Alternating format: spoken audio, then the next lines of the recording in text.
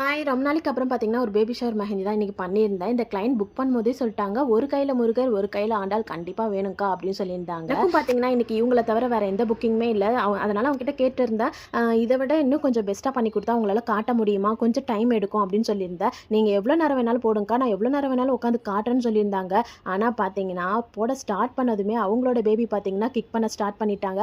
சரி ஓகே, பசிக்கிறதுனால தான் உங்களுக்கு இந்த மாரி இருக்கு. போய் சாப்பிட்டுட்டு வாங்க. அதுக்கப்புறம் அவங்க அமைதியாயிடுவாங்கன்னு சொல்லிட்டு போய் சாப்பிட்டு வந்தவுடனே இன்னும் எனர்ஜி ஆகி ரொம்ப அதிகமா கிக் பண்ண ஸ்டார்ட் பண்ணிட்டாங்க. நானுமே பார்த்தீங்கன்னா, கை வச்சு பார்க்கும்போது என்னோட கையுமே உதைச்சாங்க. ரொம்ப அழகா இருந்தது. என்னோட பிரெக்னன்சி டைம்ல எனக்கு ஞாபகம் வந்துருச்சு.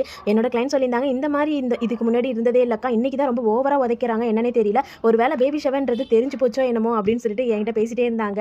நாங்க பேசிட்டே போட்டதுல டைம் போனதே தெரியல. கரெக்ட்டா வந்து பார்த்தீங்கன்னா, 5 ஹார்ஸ் மேல ஆயிடுச்சு. இந்த தீம் ஒர்க் உங்களுக்கும் பிடிச்சிருக்கும்னு நினைக்கிறேன். பிடிச்சிருந்தா லைக் பண்ணுங்க, கமெண்ட் பண்ணுங்க, ஷேர் பண்ணுங்க. மறக்காம என்ன சப்ஸ்கிரைப் பண்ணாம இருந்தீங்கன்னா, சப்ஸ்கிரைப் பண்ணிக்கோங்க. நெக்ஸ்ட் வீடியோல பார்க்கலாம். Bye bye.